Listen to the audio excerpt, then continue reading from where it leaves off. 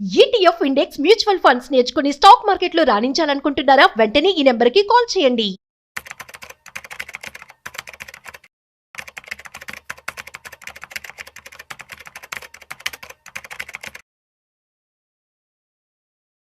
Good evening సుందరం రెడ్డి గారు. Good. సుందరం రెడ్డి గారు, retirement అండి. Hmm. ఒక సంస్థతో ఒక మంచి అనుబంధం ఉంటుంది. ఓకే. కష్టపడి పనిచేస్తాం కొన్ని సంవత్సరాల పాటు. ప్రతి కంపెనీ కూడా మనకి 62 ఏళ్ళు 60 ఏళ్ళు ఒక్కొక్క కంపెనీని బట్టి మనం చేసే జాబును బట్టి ఉంటుంది. ప్రైవేట్ సెక్టర్ అయితే ఇంకాస్త చేయగలుగుతాం, గవర్నమెంట్కి సెటన్ ఒక పీరియడ్ ఉంది. రిటైర్ అయిపోయిన తర్వాత నెల నెల ఒక కంఫర్ట్ జోన్కి అలవాటు పడిపోతాం. ఆఫ్టర్ రిటైర్మెంట్ అనేసరికి చాలామందికి ఒక దిగులు వచ్చేస్తుందండి.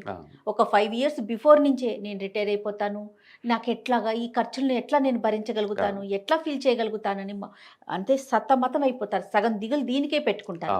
వాళ్ళు ఎలా ప్లాన్ చేసుకోవాలంటారు? రైట్. సో బేసికల్గా మనకు జాబ్ ఉన్నా జాబ్ లేకపోయినా ప్రతి ఒక్కళ్ళు రిటైర్మెంట్ అయిన తర్వాత ఇంకా 30 years సర్వే అవ్వాలి. జాబ్ అనేది మనకు 30 years ఉంటుంది. అంటే మనకి 25లో స్టార్ట్ అవుతుంది అండ్ 55 to 60 దగ్గర నుంచి జాబ్ వెళ్ళిపోతుంది. అంటే మనకు జాబ్ ఉండేది 35 years. అవును. జాబ్ లేకుండా అవతల 30 years సర్వే అవ్వాలా. Correct. Okay. Even house maker అనుకుందాం, అసలు జాబే లేదు, స్టిల్ ఇన్కమ్ లేకుండా సర్వే అవ్వాలి కదా 30 years అవతల. అవునండి. ఓకే. జాబ్ ఉంది, జాబ్ ఉన్నా సరే మీరు తీసేస్తారు 60 తర్వాత. ఇప్పుడు అసలు రిటైర్మెంట్కి ఎందుకు ప్లాన్ చేసుకోవాలంటే, ఇప్పుడు సింపుల్ ఎగ్జాంపుల్ చెప్తున్నాను. ఇప్పుడు కరెంట్ మార్కెట్లో ఒక లీటర్ మిల్క్ గురించి మాట్లాడామనుకోండి, ఈజీగా ఉంటుంది. లీటర్ 60 రూపాయలు ఉంది ఇప్పుడు ఒక లీటరు. ఒక 10 years బ్యాక్ మాట్లాడామనుకోండి, లీటర్ 32 రూపీస్ ఉండేది. అంటే మిల్క్ ఎవ్రీ డెకేడ్స్కి డబుల్ అవుతుంది అట్లా. ఇప్పుడు నుంచి 10 years తర్వాత మిల్క్ ఎంత ఉంటుంది అని చెప్పామనుకోండి, ఇప్పుడు పెరిగే స్పీడ్ చూసుకుంటే అది 145 అవుతుంది లీటరు 10 years తర్వాత. ఇప్పుడు మన ఏజ్ కనుక 40 అనుకోండి, 20 years తర్వాత మనం రిటైర్ అవుతాం అనుకుంది. ఇప్పుడు నెక్స్ట్ 10 years తర్వాత ఒక మిల్క్ అలోన్ రేటు 145 అవుతే, ఆ తర్వాత మళ్ళీ 10 yearsకి ఎంత అవుద్దంటే 470 అవుద్దండి. అంటే నెక్స్ట్ 20 years తర్వాత మిల్క్ రేటు ఒక లీటర్ వచ్చేసరికల్లా 470 రూపీస్ అవుతుంది. అంతెందుకు అవుద్దని మన నమ్ముద్ది కాదు మనకి. నెక్స్ట్ 10 years తర్వాత కూడా 145 అవుద్దంటే ఎవరికి నమ్ముద్ది కాదు. ఇప్పుడు 60 రూపాయలు అంటే అందరికి నమ్ముతారు, ఎందుకంటే మన రోజు ఎక్స్పీరియన్స్ అవుతుంది కాబట్టి. 10 years బ్యాక్ 32 ఉన్న విషయం అందరికీ ప్రాక్టికల్గా ఉంది కాబట్టి నమ్ముతాము. అంటే మనం ఫ్యూచర్లో విషయాలు అబ్జర్వ్ చేయలేము, గమనించలేము, అంటే మనం ఊహించలేము, తెలిసినా కూడా దాన్ని తగ్గట్టు ప్రిపేర్ అవ్వలేము. ఎస్ రైట్, అది ప్రిపేర్ కాలేకపోతున్నాం. ఇప్పుడు చెప్పండి, ఇన్ఫ్లేషన్ అంటే ఈ లైఫ్ స్టైల్ కాస్ట్ పెరగటాన్ని మనం ఏమంటాం? ఇన్ఫ్లేషన్ అంటాం. లైఫ్ స్టైల్ కాస్ట్ పెరుగుతూ ఉంటుంది. అందుకని ప్రతి ఒక్కళ్ళ శాలరీ ఎందుకు పెరుగుతుంది అంటే అదేదో వాళ్ళకి ఎక్స్పీరియన్స్ వచ్చింది కాబట్టి కాదండి. ఇన్ఫ్లేషన్ తగ్గట్టు మీ శాలరీలు పెంచాలి కాబట్టి. అంటే ఇండియాలో యావరేజ్ మీద ప్రతి లైఫ్ స్టైల్ కాస్ట్ యావరేజ్ మీద 5 to 6% పెరిగింది. ఓకే. అది school fees, bus fare, food cost, cinema theatre tickets, ఏదన్నా కానీ యావరేజ్ మీద పెరగడమే తప్ప తగ్గటాలు ఉండవు. ఆ పెరుగుదల ఎంత ఉంటుందంటే యావరేజ్ మీద 5 to 6% దాకా ఉంటుంది. ఓకే. ఆ లెక్కలు లెక్కేసామనుకోండి, మిల్క్ అలోను 20 years తర్వాత లీటరు అంటే 570 అవుతాయి. అప్పుడు గ్యాస్ సిలిండర్ రేట్ ఎంత అవ్వాలి? ఇప్పుడు సిలిండర్ రేట్ 1000 అనుకుందామండి, భయం అనిపిస్తోందండి. డెఫినెట్గా భయపడాలా. భయపడేటప్పుడు నువ్వు సేవ్ చేసుకుంటే బింగ్ చేస్తావు. ఓకే. అంటే అప్పుడు సిలిండర్ కల్లా ఈజీగా 3000కి వెళ్ళిపోద్ది. ఇడ్లీ కత్త ప్లేట్ వచ్చి 100 రూపాయలు అవుద్ది ఈజీగా. ఎందుకంటే 10 ఏళ్ల క్రితం 10 రూపాయలు ఉండేది, ఇప్పుడు 25 ఉంది కదా. అప్పుడు అంటే ప్రతిదీ లైఫ్ స్టైల్ కాస్ట్ పెరిగిద్ది, సడన్గా ఇన్కమ్ ఆగిపోద్ది కదా. అంటే మనకు 60 రాగానే సడన్గా ఇన్కమ్ ఆగిపోతుంది. But life style cost too much పెరిగిపోయింది. అప్పటికే ఈ బాడీలో బోల్డ్ అండ్ ప్రాబ్లమ్ స్టార్ట్ అవుతాయి. దాంతో పాటు ఒక లైఫ్ స్టైల్ అలవాటు తగ్గించలేము. ఇప్పుడు ఈ రోజు ఇడ్లీ తిన్న వాళ్ళం ఒక 15-20 ఏళ్ళ తర్వాత ఇడ్లీ మానేయలేం కదా. అవును, ఆ లైఫ్ స్టైల్ నుంచి బ్యాక్ కంఫర్ట్ గా ఫీల్ అవ్వరు. అవునండి. అందుకని మనం కంటిన్యూస్ గా కరెంట్ ఇన్కమ్ వచ్చేటప్పుడు లైఫ్ స్టైల్, ఇన్కమ్ లేకుండా 30 years గడపాలి అనుకుంటే మనం ఖచ్చితంగా ముందే ప్లాన్ చేసుకోవాలా. అందుకని రిటైర్మెంట్ ప్లానింగ్ ఎందుకు అంటే, పెరిగే ఖర్చులు తగ్గట్టు 30 సంవత్సరాలు ఇన్కమ్ లేకుండా సర్వే అవటం కోసం. చాలా మంది అంటారు, నా కిడ్స్ ఉన్నారులే వాళ్ళు చూసుకుంటారులే అని. అవును, లేదా ప్రాపర్టీస్ ఉన్నాయిలే అనుకుంటారు. అవి కాదండి. కిడ్స్ ఉన్నా సరే 30 years తర్వాత కిడ్స్ ప్రాబ్లమ్స్ వేరేసి, మనం పుట్టినప్పుడు ఉన్న లైఫ్ స్టైల్స్ వేరే ఉన్నాయి. అప్పుడు ఇంత ఇన్కమ్ లేదు, ఈ లైఫ్ స్టైల్స్ ఉండేది, ఇంత ఖర్చులు లేవు. ఇప్పుడు ఉన్నప్పుడు ఇది వేరు, మన కిడ్స్ వచ్చేటప్పుడు కూడా వేరే మారిపోతాయి కదా. అందుకని వాళ్ళని మనం బ్లేమ్ చేయలేము, వాళ్ళని మనం బ్లేమ్ చేయలేము. ఆ కిడ్స్ ఎక్కడ ఉంటారు కూడా తెలియదు. వాళ్ళు పోయి అమెరికాలో కూర్చున్నారు అనుకోండి, వాళ్ళ ప్రాబ్లమ్స్ వాళ్ళకుంటాయి, నీ ప్రాబ్లమ్స్ వాళ్ళ ప్రాబ్లమ్స్ అవ్వవు కదా.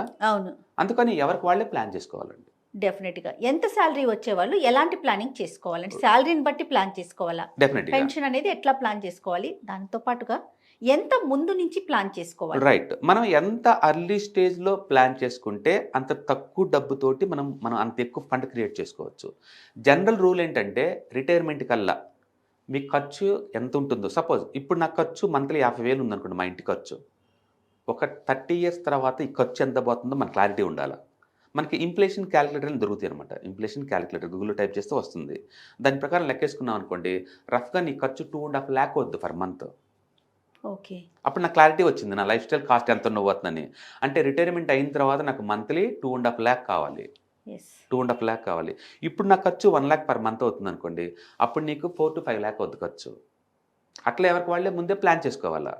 ఖచ్చితంగా అవుద్దంటే అవును, ఖచ్చితంగా అవుతుంది. ఖచ్చితంగా అవుతుంది. My God. ఓకే. ఎందుకంటే మిల్క్ రేట్ మనం చూస్తున్నాం అవుతుంది కదా. అవునవును. స్కూల్ ఫీజు అయింది కదా. సినిమా టికెట్‌కి ₹10 పెట్టి చూస్తే హ్యాపీ చూసేవాళ్ళం. ఇప్పుడు ₹500 అయింది కదా. అవునండి. అవ్వాలి. లైఫ్ స్టైల్ కాస్ట్ పెరుగుతుంది. అందుకే సో చాలా మంది అంటారు నేను అనుకోలేదు అంటారు. అది ఆ! ఆన్సర్ కాదండి. ప్లాన్ చేసుకోవాలి ఇది మనీ ముందే. డిసిప్లిన్ కదండీ! అవును. డెఫినిట్‌గా నేర్చుకోవాల్సింది. అవును. నాలెడ్జ్ అవును. ప్లాన్ పెంచుకోవాల్సిందే. చేసుకోవాలి. నాకు అలా అనుకోలేదంటే కుదరదండి. ఆ! కుదరదు.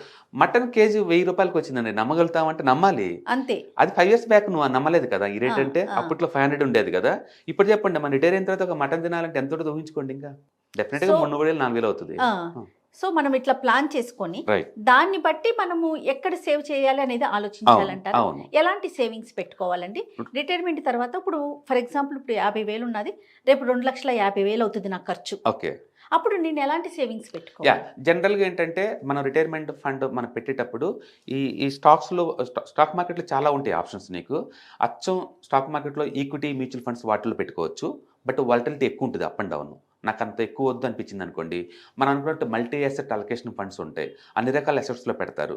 అది కూడా నాకు అంత రిస్క్ అనిపించింది అనుకోండి, అప్పుడు హైబ్రిడ్ ఫండ్స్ అని ఉంటాయి. హుహు. కొంత డెట్స్, కొంత ఈక్విటీలో పెడతారు. హుహు. అంటే మీకున్న చాయిస్ ఏందంటే అచ్చం equity, more volatility, more income. మనం ఒక 18-20% ఎక్స్‌పెక్ట్ చేయొచ్చు. బట్ హుహు. ఎవ్రీ ఇయర్ యావరేజ్ మీద 50% ఖచ్చితంగా పడతాయి.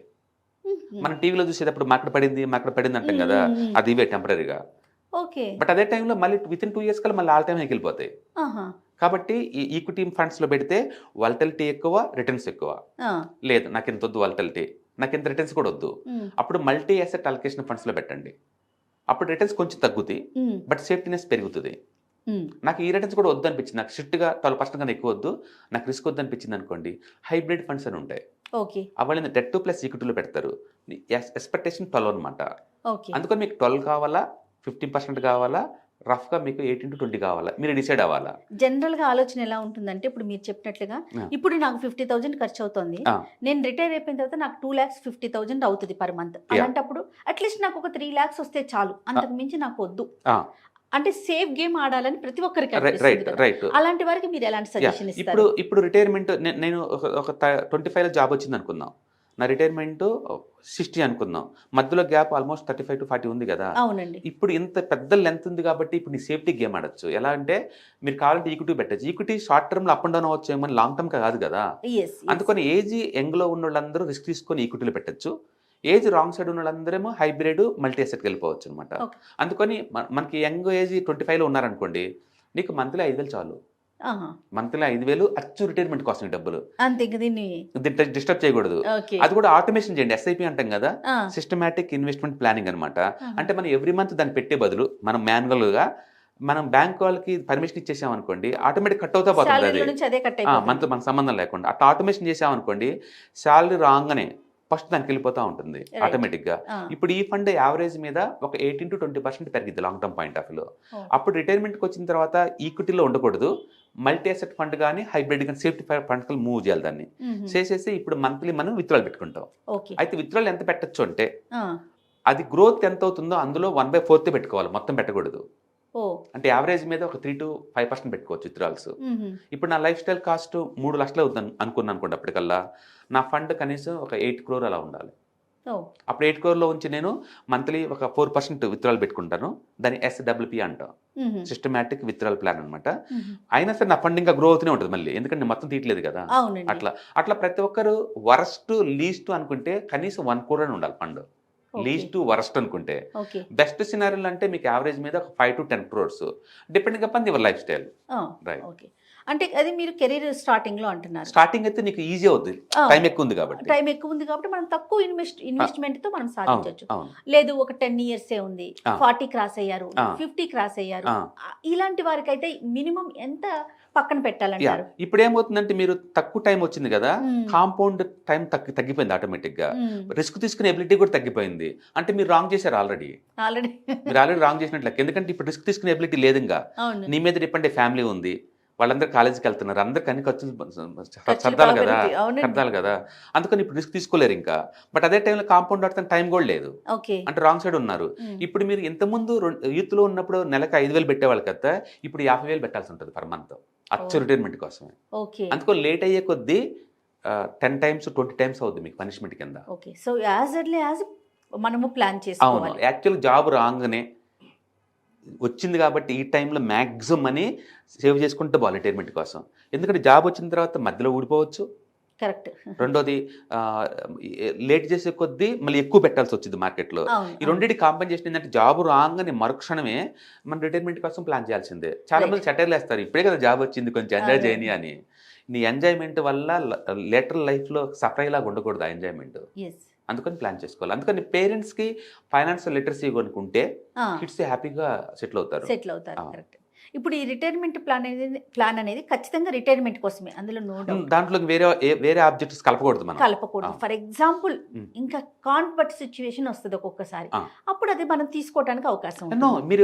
మీరు యాక్చువల్గా మీ ఆబ్జెక్ట్, మీ గోల్ అది అంతే. కానీ నాకు 1 year తర్వాత నాకు డబ్బు అవసరమైంది, ఇల్లు కొన్నాను, అతనికి టోకెన్ అమౌంట్ ఇవ్వాలి, వేరే డబ్బులు లేవు అనుకోండి, దీన్ని క్రాక్ చేయొచ్చు. కానీ ఇలా మరీ డివేట్ అవుతున్నారు అనుకోండి, ఒక ఆబ్జెక్ట్ ఉండదు అనమాట. అందుకని బెస్ట్ ఏంటంటే లైఫ్లో ప్రతి ఈవెంట్కి ముందే ప్లాన్ చేసుకోవాలా. ఎగ్జాంపుల్, ఇప్పుడు నేను యూత్ క్యాంపస్ ఇంటర్లో జాబ్ వచ్చేసింది, తర్వాత ఏమైంది, ఒక 5 సంవత్సరాల తర్వాత మ్యారేజ్ ఖచ్చితంగా అవుద్ది కదా, అది ముందే ప్రిడిక్ట్ చేయాలి కదా. అంటే 30 ఏజ్లో మ్యారేజ్ అవుతుంది. మ్యారేజ్ అనగా ఇవాళ రేపట్లో గోల్డ్ పెట్టాలి కదా. గోల్డ్ తెలుసు కదా రేట్లు ఎలా తిరిగిపోతున్నాయో. అంటే ఫంక్షన్ హాల్ ఖర్చే నెలకు 5, అది ఒక సింగిల్ టైం ఈవెంట్కి 5,000 దాకా అవుద్ది కదా, ఫోటోగ్రాఫ్కి ఒక 5 లక్షల దాకా అవుద్ది కదా. ఈవెంట్కి మొత్తం ఎంత ఖర్చు అవుద్దో ముందు విజువలైజ్ అవ్వాలి మనం. అంటే ఒక మ్యారేజ్ చేసుకోవాలంటే ఒక అకేషన్కి మీకు ఒక 20 to 50 lakh ఖర్చు అవుద్ది. తర్వాత విత్ ఇన్ ద 5 years కల్లా మళ్ళీ కిడ్స్ పెట్టుకుంటాం, మళ్ళీ వాళ్ళ education A to Z plan చేసుకోవాలి ముందే. అలా అనుకోలేదు అంటే వర్కౌట్ అవ్వదండి. కిడ్ని వద్దనుకోండి, అలా అనుకోలేదు అనే బదులు కిడ్స్ని వద్దనుకోండి. ఎందుకంటే వాళ్ళని తెచ్చి ఎందుకు సఫర్ చేయాలి మనం. అందుకే ముందే ప్లాన్ చేసుకోవాలి. ఎక్కడ చదివిద్దాం అనుకుంటున్నావు అంత వాళ్ళ ఖర్చులు ఎంత అవుతున్నది ముందే ప్లాన్ చేసుకుని పెట్టుకోవాలి. తర్వాత ఒక 45 ఏజ్లో ఇల్లు కొందాం అనుకుంటాం కదా, అందుకని ఇల్లు ఎంత ఖర్చు అవుద్ది. సపోజ్ ఇప్పుడు ఇల్లు ఒక 2,000 ఎస్ఎఫ్టీ ఇల్లు కొందాం అనుకున్నాను అనుకోండి, ఇప్పుడున్న రేట్ అనుకోకూడదు, ఇప్పుడు అనుకున్న రేటు ప్లస్ 6% ఇన్ఫ్లేషన్ యాడ్ చేసి అనుకోవాలా. అప్పుడు అంటే అప్పట్లో ఒక 4 కోట్లు అవుతుంది ఇల్లు, ఇప్పుడు కోటి ఇల్లు కడితే అప్పట్లో 4 కోట్లు అవుతుంది. 4 కోట్ల ఇల్లు కొనుక్కోవడానికి ప్లాన్ చేసుకోవాలా. తర్వాత మళ్ళీ రిటైర్మెంట్ ప్లానింగ్ ఉంటుంది. అంటే ప్రతి వ్యక్తి, జాబ్ చేసే వ్యక్తి, బ్యాచులర్ వ్యక్తి, marriage, kids and house and retirement, ఈ 4 మ్యాండేటరీ గోల్స్ ఉండాలి నీకు. అందుకని ఈ 4 పర్పస్ కోసం డబ్బు దాస్తూ ఉండాలి. అందుకని మీ దాసే డబ్బు ఈ 4 సపరేట్ గోల్స్లో పెట్టుకున్నారనుకోండి, మనకు డిస్టర్బ్ అవ్వం. రైట్. అంటే పర్ఫెక్ట్ ప్లానింగ్ అనేది మాత్రం చాలా చాలా అవసరం అండి. లేకపోతే సఫర్ అవుతాం మనమే. ఈ మన జీవితానికి మనమే రెస్పాన్సిబుల్. పక్కన వాళ్ళు ఎలా అవుతారు చెప్పండి. అనుకోలేదు అనేది ఆన్సర్ కానే కాదు ఇక్కడ, ఖచ్చితంగా ఉండాలి. అందుకనే పుట్టిన ప్రతి మనిషికి ఫైనాన్షియల్ ప్లానింగ్ ఉండాలా. అది సపరేట్ సబ్జెక్ట్ కాదండి, కోర్ సబ్జెక్ట్ లాగా ఉండాలి పైగా. ఎందుకంటే మనం ఎఫెక్ట్ అవుతున్నాం కాబట్టి. అందుకని మీకు ఫైనాన్షియల్ లిటరసీ బాగుండాలా, ఇన్వెస్ట్మెంట్ వెహికల్స్ ఎక్కడెక్కడ పెడితే ఎంత వచ్చిందో క్లారిటీ ఉండాలా, రిస్క్ ఎంత వచ్చిందో క్లారిటీ ఉండాలా. ఇది మరి లేమెన్కి ఎట్లా తెలుస్తుంది సుందరరామరెడ్డి గారు? అందుకనే ఇక్కడ లేమెన్ అంటూ ఉండకూడదు, అది ఉండటం కూడా శాపమే. లేమెన్గా ఉండటం కూడా శాపమే. అందుకని మీరు సాధ్యంత వరకు ఈ నాలెడ్జ్ జోన్లోకి రావాలి. మీరు సాధ్యంత వరకు ఇప్పుడు మనం సుమన్ టీవీ వీడియోస్ చూసామనుకోండి, ఫైనాన్షియల్ లిటరసీ బోల్డ్ అని ఉన్నాయి. కనీసం నీకు అర్థం కాకపోయినా ఆ టర్మినాలజీ అర్థం అవుద్ది కదా, వీళ్ళు ఏం మాట్లాడుకుంటున్నారు అనేది. చిన్నగా గ్రాప్ చేసుకుంటూ ముందు బాటం ఒక పద్ధతి. లేదు అంటే మన సుమన్ టీవీలోనే ఆన్లైన్ వెబినార్స్ కండక్ట్ చేస్తారు, ETFs, index funds, mutual funds. అసలు అవేంటి అవి తెలుసుకుంటే నాకు ఎలా యూజ్ అవుతుంది, వాటి ద్వారా మార్కెట్లో ఎంటర్ అవుతే నాకు ఎంత వస్తుంది, ఇందులో రిస్క్ ఎంత ఉంది, రివార్డ్ ఎంత ఉందని మీరు 4,000 రూపీస్కి తెలుసుకోవచ్చు కదా. ఇంట్రెస్ట్ ఉంది అంటే ఇంకా ఫర్దర్ ఎక్స్ప్లోర్ చేసుకుంటూ పోవచ్చు. ఇది మీ జీవితం, మీరే రెస్పాండ్ అవ్వాలి. నాకు పనికిరాదు అన్నట్టు దూరం ఉంటూ కుదరదు. మాకు అవసరం లేని సబ్జెక్ట్ అనుకోవడానికి లేదు, ఏం లేదు, అది మనం ఎఫెక్ట్ అవుతూ ఉంటాం. కాకపోతే మనీ మేక్ చేయడానికి, మనీ మెయింటైన్ చేయడానికి, మనీ ప్రొటెక్ట్ చేసుకోవడానికి ఇది ఒక్క పద్ధతి అని ఏం లేదు. మనం పుట్టకతోటి బై డిఫాల్ట్ గోల్డ్ పెట్టవచ్చు, ఎందుకంటే మన పేరెంట్స్ పెట్టారు కాబట్టి. అవును. ల్యాండ్ మీద ఇన్వెస్ట్ చేయడం వచ్చు, ఎందుకంటే మన పేరెంట్స్ చేశారు కాబట్టి. చిట్టీలు వచ్చు, మన పేరెంట్స్ కాబట్టి. బట్ మనం డిజిటల్ ఏరియాలో ఉన్నాం ఇప్పుడు. ఎస్, మన parents knowledge may not be updated this levels అనమాట. అందుకని మనం అప్డేట్ అవ్వాలి, డెఫినెట్ గా అవ్వాలి.